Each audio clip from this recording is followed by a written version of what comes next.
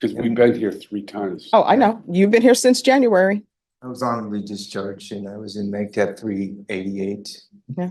Marine Air Ground Task Force under Colonel then Admire, became General Admire. Robert Caroline, a Marine veteran, has been stuck behind bars since January, all because he's waiting to find out if he even qualifies for Veterans Treatment Court. What should have been a simple process has turned into a full-blown circus. The problem? He's missing his DD-214, the one document that proves his military service. Without it, the entire case has crawled to a halt for months, and honestly, it's insane that something so small could freeze a man's future for nearly a year. Judge Boyd has finally had enough. You can see it in her face. No more delays, no more excuses, no more waiting around for paperwork that should have been handled ages ago.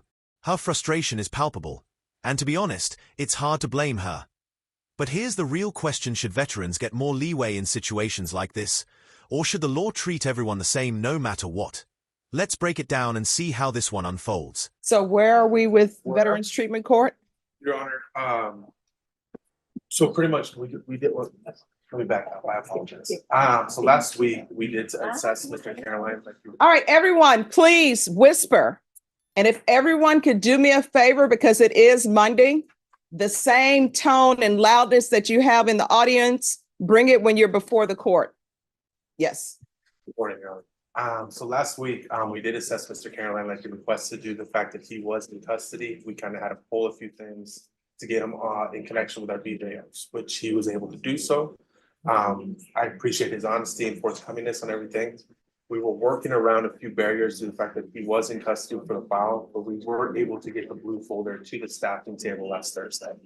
Unfortunately, that's when I'm bringing Mr. Arnold here. I was not getting a response from the state, and that's where I'm going to pass it over to the state to kind of explain to the court where we're at, because we've done everything we can. All right, where are we?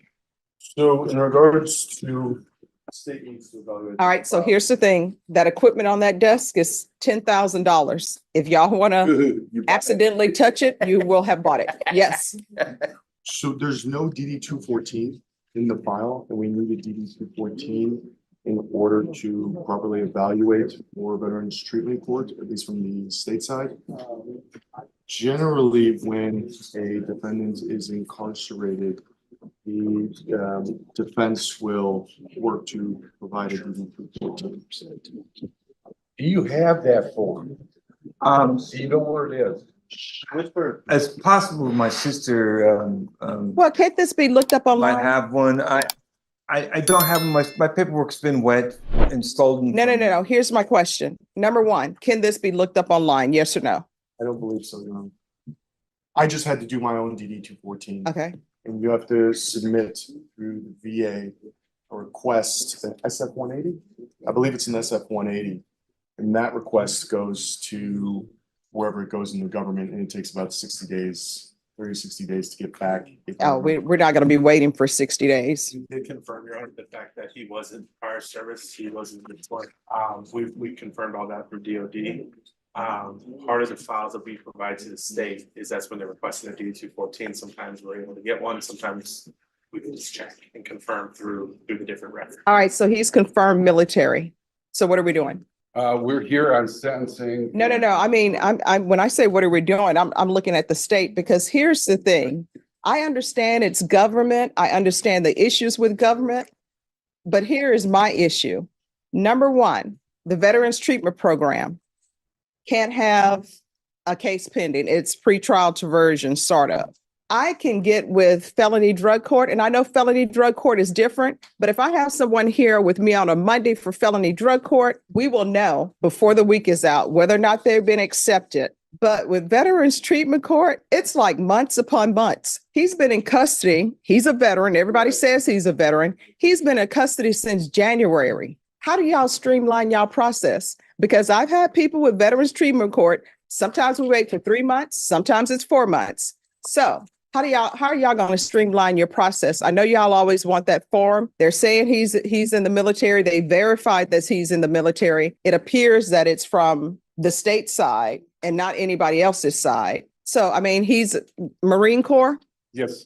So we have somebody who's in the Marines, who's been sitting over at the Bear County Jail since January, and we're waiting for a form. And we've been doing this, like I say, since January. This is about our third time here. It is. And then my hands are tied because I'm being told he cannot be on probation. Y'all are only doing this pretrial diversion thing with them. It appears to the court it doesn't help to be doing pretrial diversions with them if they're just going to be sitting at the jail. So- Yeah. So, I received an Navy Achievement Medal in the prison belt. I mean, he said he received medals from fighting in the Gulf. My brother fought in the Gulf as well. You know, Davis. So how can we expedite this? And when I say expedite this, I mean before the end of March. It's from, are you asking Yes, the DTC or are you state. asking the state? I'm asking wherever the ball is stopped and not moving towards the goal line, who do I need to speak to? Who's on defense? Well, I guess that'd be me, Your Honor. Okay, so what does he need? Needs a DD 214. All right, how is he going to get that at the Bear County Jail? Defense attorney assists him and does fills out the paperwork to request it or talks to his family. This has happened many times. We've had many defendants He doesn't know. where it is. incarcerated in Bear County Jail, and defense attorneys have always assisted in obtaining a DD 214. Judge Boyd has officially had enough, and honestly, who could blame her? This is the third hearing where everyone's been dragged back into court, only to admit they still don't have the paperwork. Meanwhile, Robert Caroline has been sitting in custody for months, completely stuck in limbo from where I'm standing. The treatment program's hands are tied. They can't legally accept him while his case is still pending. So he's left with no path forward, trapped in a legal no man's land with zero options. It's maddening to watch, and Judge Boyd? She's not here to play babysitter for bureaucratic incompetence. She's a judge, not someone meant to clean up government sloppiness. Seriously, how does it take this long to verify Marine service when the military tracks everything down to dental records? What's worse, he can't even start probation until this mess clears up. So every extra week behind bars feels like punishment without a verdict. To me, this isn't just slow, it's a system failure. If I were in that courtroom, I'd be asking the same thing Judge Boyd's probably thinking.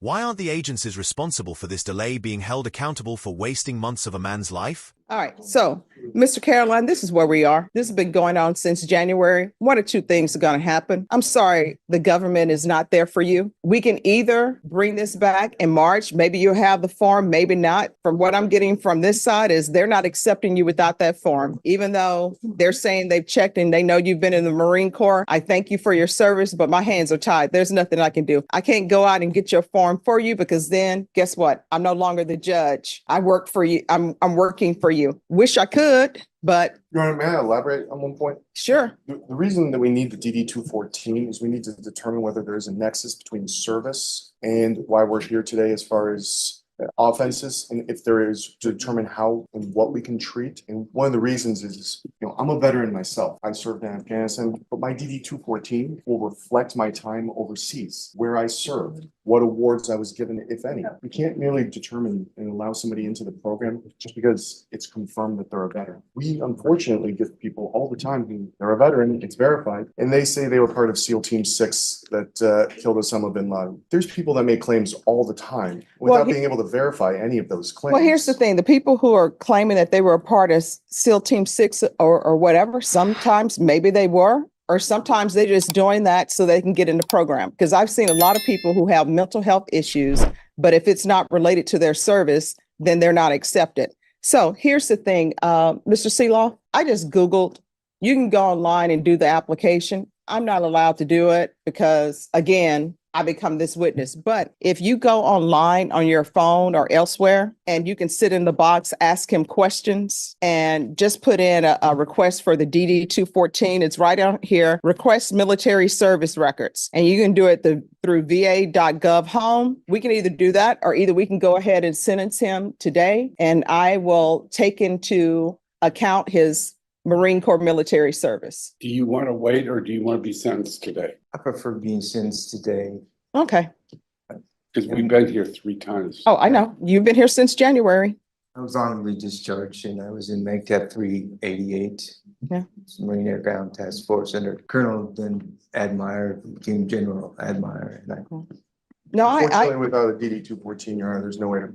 I understand it. the Discharge. Yeah. 29 pounds. I understand and I believe you. I don't know why part of the entrance into Veterans Treatment Court doesn't include them helping you, them going online and doing this. Felony Drug Court does it all the time because obviously you have issues, so you need help. And I would think, and this is my problem, and I don't know what's happening with Veterans Treatment Court, and I understand you guys are doing all you can do, but I would think that part of a program is helping somebody get into the program, not saying, hey, write a letter, not saying, write a letter why you want to be in the program. Look for your DD 214 on your own, because obviously people are here. So that means they're going through changes. If somebody before me is a heroin addict and they're in the throes of their addiction, I'm not going to ask them to write me a letter because they're not in the right mind frame to do that. I am going to ask them, hey, where is this located? And I'm going to take them step by step. And anything that can be done online, I'm going to help them do it online, because guess what? They're not in the right mind frame to do what needs to be done, because otherwise they wouldn't be here. All right, this is what I'm going to do. Oh,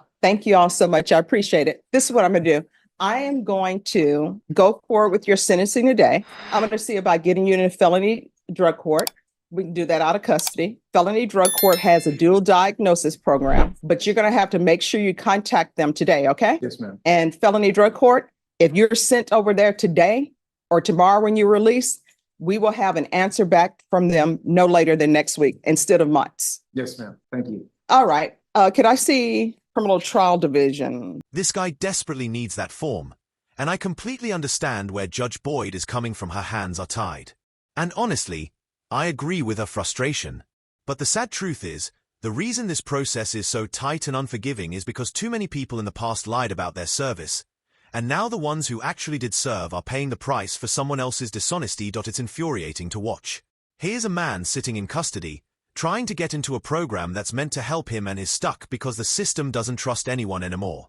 That completely defeats the purpose. Aren't veterans treatment courts supposed to be about support, not roadblocks? Instead, they are forcing vets to prove their service with paperwork they can't even access while they are locked up. It's like they are being set up to fail. The system keeps telling these guys to take responsibility and get help, but then it ties their hands at every step. That's not justice. That's just red tape pretending to be justice. And honestly, Judge Boyd's frustration is completely valid. Because if Veterans Treatment Court can't even help someone like this, then seriously, who is it helping?